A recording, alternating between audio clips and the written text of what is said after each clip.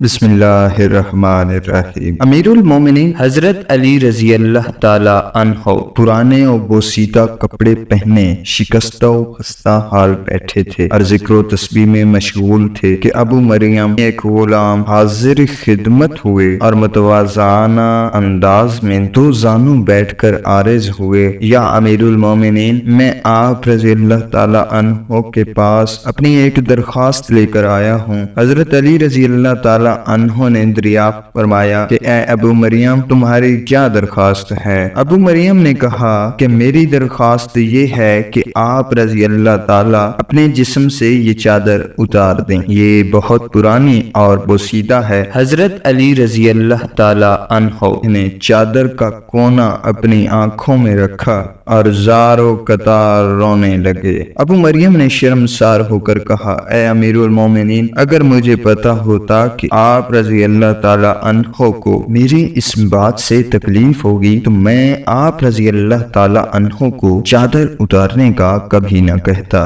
جب امیر المومنین رضی اللہ تعالیٰ عنہ کے آنسو ذرا تھمے تو آنسو پوچھتے ہوئے فرمایا، اے ابو مریم، اس چادر سے میری محبت روز بروز بڑھتی جاتی ہے، کیونکہ یہ چادر مجھے میرے خلیل اور میرے حبیب نے ہدیے کے طور پر دی تھی۔ ابو مریم نے بنظر استعجاب پوچھا، اے امیر المومنین، آپ رضی اللہ تعالی عنہ کے خلیل کون ہیں؟ حضرت علی رضی اللہ تعالی عنہ نے فرمایا، میری خلیل حضرت عمر بن الخطاب رضی اللہ تعالی عنہ ہیں۔ بلا شبہ حضرت عمر رضی اللہ تعالی عنہ اللہ کے ساتھ مخلص تھے، اللہ تعالی نے بھی ان کے ساتھ بھلائی کی۔ پھر حضرت علی رضی اللہ تعالی عنہ دوبارہ رونے لگے، حتیٰ کہ آپ رضی اللہ تعالی کے سینہ مبارک سے گونجدار آواز آنے لگی۔